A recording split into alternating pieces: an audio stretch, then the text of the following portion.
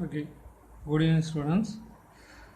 இப்போ நம்ம components of acquired immunity acquired இம்யூனிட்டியில் என்னென்ன பகுதிகள் இருக்குது, அது எத்தனை டைப்ஸ் இருக்குதுன்னு சொல்லி பார்க்கலாம்.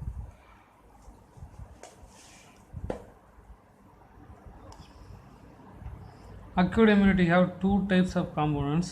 First one is cell mediated immunity, antibody mediated immunity or humoral immunity. இதில் ரெண்டு டைப் இருக்குது.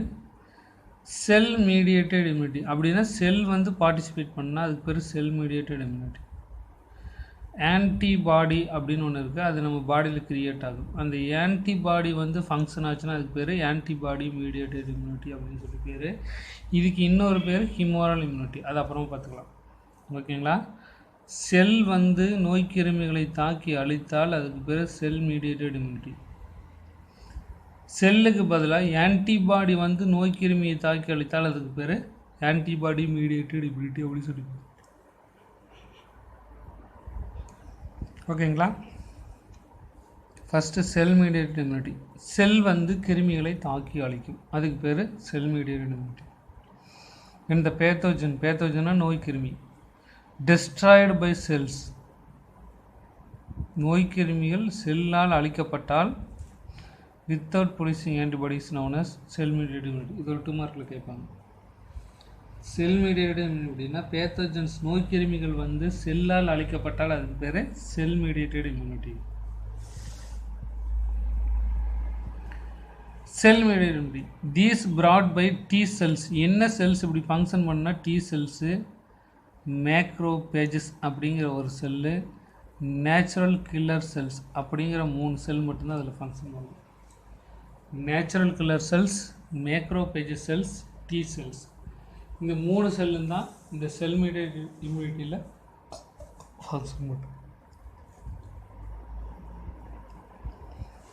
இதுக்கடுத்து antibody mediated immunity R humoral immunity.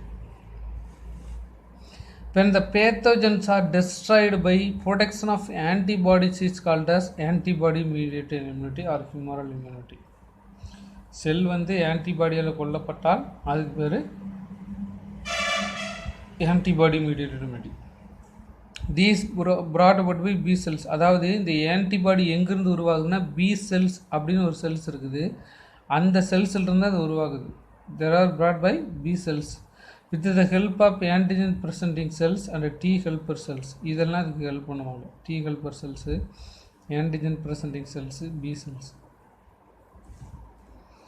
Antibody production is characteristics of vertebrates only. எலும்பு இருக்கிறவங்களுக்கு மட்டும்தான் ஆன்டிபாடி உற்பத்தி ஆகும். ஆன்டிபாடி எங்கேருந்து உற்பத்தி ஆகுதுன்னா எலும்புலேருந்து தான் உற்பத்தி ஆகுது. ஸோ இது வந்து வெர்டபிரேட்ஸில் மட்டும்தான் இருக்கும், இன்வெர்டிபிரேட்ஸில் இருக்காது. Next types of acquired immunity. Active immunity, passive இம்யூனிட்டின்னு 2 புக், அது என்னன்னு சொல்லி பார்க்கலாம். ஓகேங்களா? Active immunity, passive immunity. Active immunity என்னென்னு பாருங்கள். The immunological resistance developed by an organism through the production of antibodies in their is called as active immunity. அதாவது நோய் எதிர்ப்பு சக்தி ஆன்டிபாடிஸில் இருந்து உற்பத்தி ஆச்சுன்னா அதுக்கு பேர் ஆக்டிவ் இம்யூனிட்டி. நோய் எதிர்ப்பு சக்தி developed from through the production of antibodies in our body is called as active immunity. Active immunity is acquired through use of person's immune responses which is leads to the development of memory cells. அதாவது இது எங்கேருந்து வருதுன்னு சொல்லி கேட்டிங்கன்னா through acquired அப்படின்னா வேற ஒருத்தர்கிட்ட வாங்கிக்கலாம், தேவையான அளவு வாங்கிக்கலாம். இல்லை அப்படின்னா நம்ம பாடியில் மெமரி செல்ஸ்லேருந்து உற்பத்தி ஆகும். Active immunity results in infection on an immunization. Immunization என்ன? தடுப்பு மருந்து, தடுப்பூசி போடுறதுனால இது வரும். தடுப்பூசினால் வர்றது ஆக்டிவ் இம்யூனிட்டி. இன்னொன்று passive immunity. Passive immunity does not require the body produce antibodies to antigens. நம்ம பாடியில் உற்பத்தி செய்ய முடியாது. The antibodies are introduced from the outside to the organism. இது வெளியிலிருந்து தான் எடுத்து போடணும். நம்ம ஆக்டிவ் இம்யூனிட்டியில் மாதிரி நம்ம உடம்புக்குள்ளே ஆன்டிபாடி ப்ரொடக்ஷன் நடக்காது, இது வெளியிலேருந்து எடுத்து போடணும். The passive immunity is acquired without activation of person immune response and therefore is no memory. அதாவது இது வந்து நம்ம பாடியில் இருக்கக்கூடிய நோய் எதிர்ப்பு சக்தி மண்டலத்தை போய் தூண்டாது.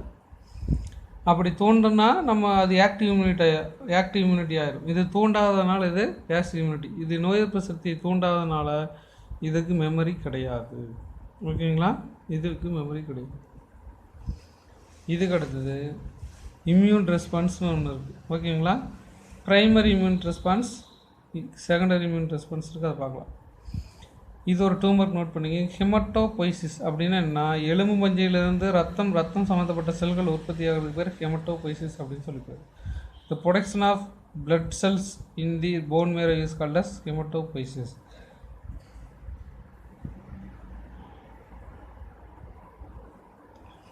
எலும்பு பகுதியிலிருந்து ரத்தம் சம்மந்தப்பட்ட பொருள்கள் உற்பத்தி ஆகிறதுக்கு பேர் ஹெமட்டோபொய்சிஸ் அப்படின்னு சொல்லி பேர். ப்ரைமரி இம்யூன் ரெஸ்பான்ஸ் அப்படின்னா முதல்ல நம்ம உடம்புல நோய் எதிர்ப்பு சக்தி உருவாகிறதுக்கு பேர் ப்ரைமரி ரெஸ்பான்ஸ். இதுவே ரெண்டாவது டைம் வந்து அதுக்கு பேர் செகண்டரி இம்யூன் ரெஸ்பான்ஸ் அப்படின்னு சொல்லி பேர். First primary immune response. The primary immune response occurs when the pathogen comes to contact with the immune system for the first time. முதல்ல நோய் கிருமி மனிதனை தாக்கி நோய் உண்டாக்குச்சுன்னா அதுக்கு பேர் primary immune response. During this immune system learn to recognize the antigen and produce antibodies against this evenly produced memory. அதாவது first நோய் கிருமி வந்து நம்ம உடம்புக்குள்ளே வரும்போது எப்படி தாக்கி அழிக்கணுங்கிற முறை நமக்கு தெரியாது. அது வந்து தாக்கி அழிக்கிறத தெரிஞ்சுக்கிட்டு தான் நம்ம அதுக்கு ஃபங்க்ஷன் பண்ணோம். ஆனால் செகண்ட் டைம் வர்றப்ப அது எப்படி நம்மளை தாக்குச்சு அப்படிங்கிறது மெமரியில் இருக்கும். அதை வச்சு நம்ம யூஸ் பண்ணிக்கலாம். The antigen, the produce antibody against evenly produced memory lymphocytes. The primary immune response is slow and short-lived. இது வந்து நோய் கிருமி வந்து நம்ம உடம்புல தாக்கின பின்னாடி தான் கொஞ்சமாக ஸ்லோவாக டெவலப் ஆகும். ஆனால் கொஞ்சம் நேரம் தான் இருக்கும், அது அப்புறம் அழிஞ்சு போயிடும். செகண்டரி இம்யூன் ரெஸ்பான்ஸ் அப்படிங்கிறது ஏற்கனவே அந்த நோய் வந்து நம்மளை தாக்கியிருக்கும். தாக்கினது அந்த தாக்கிட்டு போனக்கூடிய அந்த இதெல்லாம் போய் மெமரியில் போய் ஸ்டோரேஜ் ஆகிருக்கும். உடனே அந்த மெமரியிலேருந்து ஆன்டிபாடிஸ் வந்து இந்த கிருமி தாக்கி அழிச்சிடும். அப்படின்றதுக்கு பேர் செகண்டரி இம்யூன் ரெஸ்பான்ஸ். ஓகேங்களா? The secondary immune response occurs when the person exposed to the same antigen. இதுக்கு முன்னாடி வந்த ஆன்டிஜனே மறுபடியும் வர்றதுனால நம்ம அதுக்கு பேர் secondary immune response. During this time immunological memory cells has been established. ஏற்கனவே முதல்ல வந்து பாதிச்சுட்டு போனது மெமரியில் ஸ்டோரேஜ் ஆகிருக்கும். இந்த மெமரி செல்ஸ் இப்போ எஸ்டாப்ளிஷ்ட் ஆகிருக்கும். To the immune system can start producing antibodies immediately. உடனடியாக ஆன்டிபாடிஸை உற்பத்தி செய்ய வச்சிடணும். வித்தின் ஹவர்ஸில் இது டெவலப் ஆகிடும். After the recognition of the antigen within hours new army plasma cells generated. புதுசாக ஆர்மி செல்லுங்கிற ஜெனரேட்டட் பிளாஸ்மா செல் உற்பத்தி ஆகிடும். Within 2 to 3 days the antibodies concentration rises steeply. ரொம்ப வேகமாக 2-3 நாளுக்குள்ளே அதிகப்படியான ஆன்டிபாடிஸ் உற்பத்தி ஆகும். To reach much higher level to the primary response. Primary response கூட அதிகமாக உற்பத்தி ஆகும். This is called booster response. இதுக்கு பேர் பூஸ்டர் ரெஸ்பான்ஸ் அப்படின்னு சொல்லி பேர். செகண்டரி ரெஸ்பான்ஸுக்கு பேர் என்ன? Booster response. இதுக்கு அடுத்தது லிம்பாய்டு ஆர்கன்ஸ். லிம்பாய்டு ஆர்கன்ஸ்னு என்னென்னா நம்ம உடம்புக்குள்ளார லிம்பாட்டிக் சிஸ்டம் அப்படிங்கிற ஒரு சிஸ்டம் இருக்குது. அந்த சிஸ்டத்தில் பங்குபடக்கூடிய அனிமல்ஸ் எல்லாம் லிம்பாய்டு ஆர்கன்ஸ் அப்படின்னு சொல்லுவாங்க. லிம்பாட்டிக் சிஸ்டத்தில் பங்கு பெறக்கூடிய செல்களுக்கு எல்லாத்துக்கும் பேர் லிம்பாய்டு ஆர்கன்ஸ் அப்படின்னு சொல்லுவாங்க.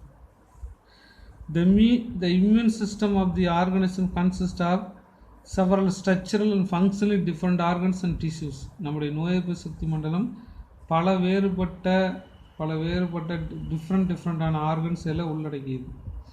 Widely dispersed in our body. நம்ம உடம்புல எல்லா இடத்துலையும் இருக்கும். அதில் ஒன்று தான் லிம்பாட்டிக் சிஸ்டம். இந்த organs involved the origin maturation proliferation of lymphocytes is called lymphoid organs. அதாவது லிம்பாட்டிக் செல்ஸ் அப்படின்னு ஒரு செல்ஸ் இருக்குது. அந்த லிம்பாட்டிக் செல்ஸ் எங்கே உற்பத்தி ஆகுதோ, எங்கே மெச்சுரேஷன் ஆகுதோ, எங்கே அதிகமாக பரவுதோ அதுக்கு எல்லாத்துக்கும் பேர் லிம்பாய்டு ஆர்கன் அப்படின்னு சொல்லிப்போம். லிம்பாட்டிக் செல்ஸ் எங்கெங்கெல்லாம் உற்பத்தி ஆகுதோ அதுக்கு பேர் லிம்பாய்டு ஆர்கன்ஸ் அப்படின்னு சொல்லி பேர். Based on the functions, they are classified into primary or central lymphoid organs, secondary or peripheral lymphoid organs ரெண்டாக பிரிக்கிறோம். அதாவது லிம்பாட்டிக் சிஸ்டத்தில் முக்கியமான வேலை செய்கிறது எல்லாத்தையும் பிரைமரி லிம்பாய்டு ஆர்கன் அப்படின்னும், அதனோட அசிஸ்டண்ட் வேலையெல்லாம் செய்கிறவங்கள செகண்டரி லிம்பாய்டு ஆர்கன்னு சொல்கிறாங்க. பிரைமரி லிம்பாய்டு ஆர்கனுக்கு இன்னொரு பேர் central lymphoid organ, secondary lymphoid ஆர்கனுக்கு இன்னொரு பேர் பெரிஃபரல் லிம்பாய்டு ஆர்கன்னு சொல்லி பேர். ஓகேங்களா? யாரெல்லாம் பிரைமரி லிம்பாய்டு ஆர்கன், யாரெல்லாம் செகண்டரி லிம்பாய்டு ஆர்கன் சொல்லி பார்க்கலாம். The primary lymphoid organ provide appropriate environment of the lymphatic maturation. Primary lymphoid என்ன பண்ணுது, lymphocytes எல்லாத்தையும் maturation பண்ணி கொடுக்குது. The secondary lymphoid organs are trap the antigens and make the available for entry of lymphocytes which can effectively fight with against these antigens. இது வந்து நோய் கிருமிகள் வந்ததுன்னா அந்த நோய் கிருமிகள் எல்லாத்தையும் தாக்கி அழிக்கிற வேலை செய்கிறது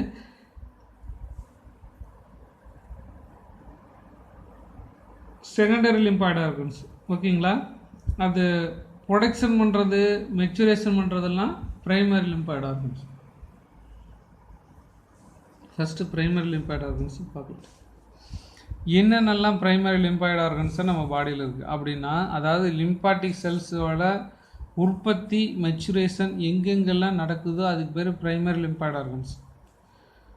ஆன்டிஜன் ஃபைட்டிங் எங்கெல்லாம் நடக்குதோ அதுக்கு பேர் செகண்டரி லிம்பாய்டு. நம்ம நோய் கிருமியை தாக்கி அழுகிறதுக்கு ஃபைட் பண்ணோம் இல்லையா, அந்த ஃபைட்டிங் எங்கே நடக்குதோ அதுக்கு பேர் செகண்டரி லிம்பாய்டு ஆர்கன்ஸ் அப்படின்னு சொல்லி பேர். ஓகேங்களா? அதுதான் நம்ம பார்க்குறோம். இப்போ primary lymphoid organs bursa of Fabricius அப்படின்னு ஒன்று இருக்குது. இது வந்து பேர்ட்ஸில் மட்டும்தான் இருக்குது. Bursa of ஃபேப்ரிகஸ்.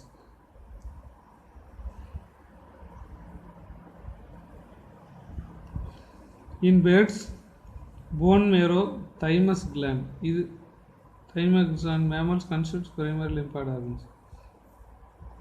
Thymus gland, bone marrow, bursa fabricus. இது மூணும் தான் primary lymphoid organs. இது 1 மார்க்கில் கேட்பாங்க, நோட் பண்ணி வச்சு. It involves the production of early selection of lymphocytes. முதல்ல lymphocytes ப்ரொடக்ஷன் பண்ணுறது இங்கே தான். These lymphocytes become dedicated particular antigenic property, specificity. அதாவது ஒரு குறிப்பிட்ட ஆன்டிஜனுக்கு எதிராக சிறப்பாக செயல்படக்கூடிய தன்மையை இது பெற்றது. Only when the lymphocytes mature in primary lymphoid organs, it become immunocompetent cells. அப்படின்னா ஒரு டைம் இந்த செல்ஸ் வந்து பிரைமரி லிம்பாய்டு ஆர்கன்ஸில் மெச்சுரேஷன் ஆயிடுச்சுன்னா, இம்யூனோ காம்பமெண்ட்ஸ் அப்படின்னா நோய் எதிர்ப்பு சக்தியை அதிகப்படுத்தும் செல்கள், நோய் எதிர்ப்பு சக்திக்கு உதவி செய்யும் செல்களுக்கு பேர் இம்யூனோ காம்பனன்ட் செல்ஸ் அப்படின்னு சொல்லி பேர். Mammals, B cell maturation in bone marrow, T cell maturation thymus. 1 மார்க்கில் கேட்பாங்க. பி செல் மெச்சுரேஷன் எங்கே நடக்குது? போன் மேரோவில் நடக்குது. டி செல் மெச்சுரேஷன் எங்கே நடக்குது? தைமஸில் நடக்குது. இந்த மாதிரி 2 வெவ்வேறு இடத்துல மெச்சுரேஷன் நடக்குது. இப்போ தைமஸை பார்க்கலாம். ஓகேங்களா? இதுதான் தைமஸ் கிளாண்ட்.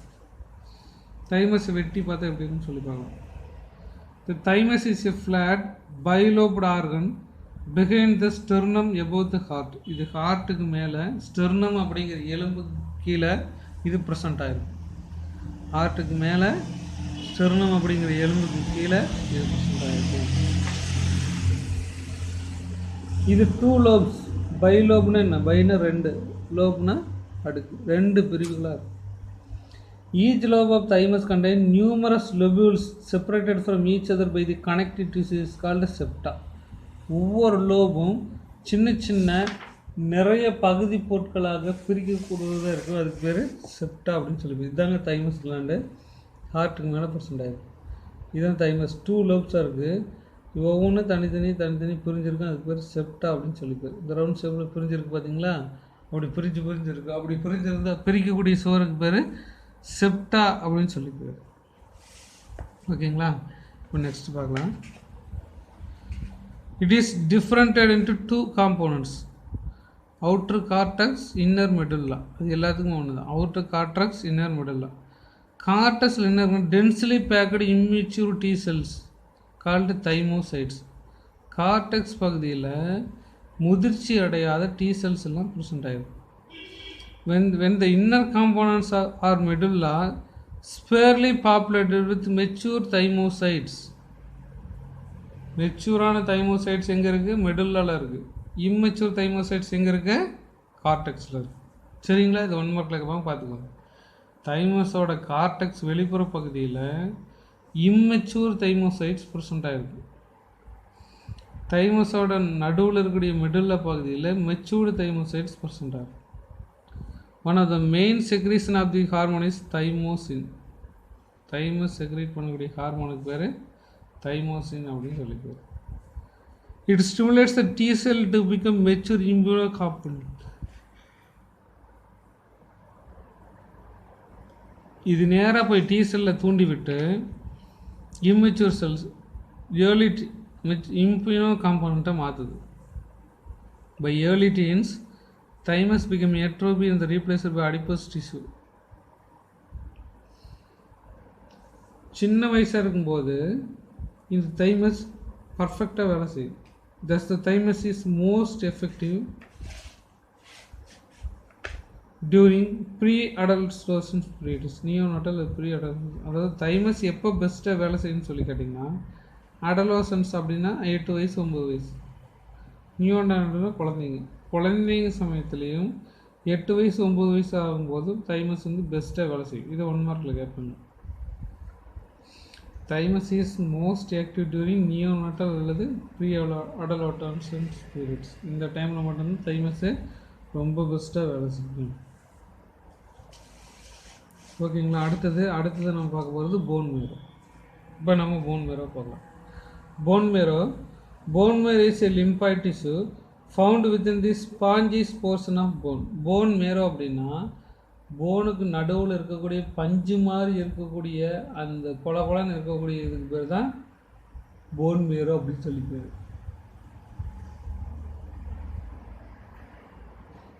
போன் மேரோ என்னென்ன? போனுக்கு உள்ளார இருக்கக்கூடிய பஞ்சு போன்ற கொலன்னு இருக்கக்கூடிய உணவுப் பொருளுக்கு பேர் தான் phone மேரோ. Bone marrow contains stem cells known as hemopoietic cells. ஹீமோபோய்சின் என்ன சொன்னால் ஹெமட்டோபோய்சிஸ் என்ன சொன்னால் ஹெமட்டோபோய்சிஸ்னா ஆர்பிசி செல் உற்பத்தி ஆகிறதுக்கு பேர் தான் ஹெமட்டோபோய்சிஸ். ஓகேங்களா?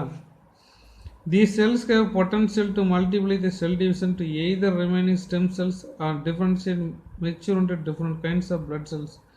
இது பிளட் செல்ஸ் எந்த செல்லாகனு எப்படி வேணாலும் வளரும் தன்மை கொண்டது.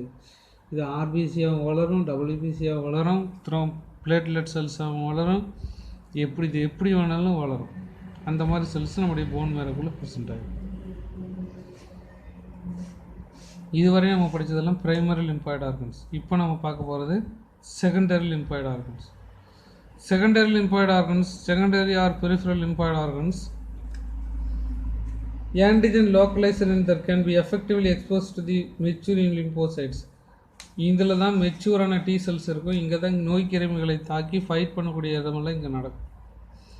The best examples is lymph nodes, appendix, Peyer's patches, gastrointestinal tract, tonsils, adenoids, spleen, malt அப்படின்னு mucosa associated lymphoid tissue. இதெல்லாம் examples. gut associated lymphoid tissue, branchial associated lymphoid tissue, இதெல்லாம் வந்து எக்ஸாம்பிள்ஸ். இதை 1 மார்க்கில் கேட்பாங்க. என்னென்ன ஆர்கன் சொல்லி பார்த்துக்கோங்க. ஸ்ப்ளீனு, லிம்ப் நோட்ஸு, அப்பெண்டிக்ஸு, பேயர் பேச்சஸு, கேஸ்ட்ரோஇன்டெஸ்டினல் ட்ராக்ட்ஸு, டான்சில்ஸு, அடினாய்ட்ஸு, ஸ்ப்ளீனு, மால்ட்டு, கால்ட்டு இதெல்லாம் இதுக்கு எக்ஸாம்பிள்ஸ். ஒவ்வொன்றையும் நம்ம தனித்தனியாக படிக்கலாம். First lymph notes. ஃபஸ்ட்டு நம்ம பார்க்க போகிறது lymph node. Lymph node is small bean shaped. பீன்னா அவரை விதை வடிவத்தில் இருக்கும். லிம்ப் நோடு என்ன வடிவத்தில் இருக்குமாமா? அவரை விதை வடிவத்தில் இருக்கும். It is a part of our body immune system. இது வந்து நம்ம பாடியோட இம்யூன் சிஸ்டத்தில் ஒரு part. The first one encounter the antigen, the enters in the tissue space, lymph nodes, the filter, the trap apparatus that is travel through the lymphatic fluids. அதாவது நோய் கிருமிகள் நம்ம உடம்புக்குள்ளே வரும்போது ஃபஸ்ட்டு அது ஃபில்டரை தாக் பண்ணி அழுக்கிறது யாராமா லிம்ப் நோடு தான். ஓகேங்களா? நோய் கிருமி நம்ம உடம்புக்குள்ளே வரும்போது ஃபஸ்ட்டு அதை ஃபில்டர் பண்ணி தாக்கி அழிக்கக்கூடியது யார்? நம்முடைய lymph nodes. They packed tightly with white blood cells, namely lymphocytes, macrophages. There are hundreds of lymph nodes found throughout our body. உங்கள் பாடியில் 100க்கு மேற்பட்ட லிம்ப் நோட்ஸ் ப்ரெசென்ட் ஆகிருக்கும். இந்த லிம்ப் நோட்ஸ் எல்லாம் வந்து எதில் உருவாகும்னு சொல்லி கேட்டிங்கன்னா லிம்போசைட்ஸ் அப்படிங்கிற செல்ஸால் உருவாக்கப்பட்டு காணப்படும். ஓகேங்களா? Okay, thank you students. Let us meet next topic.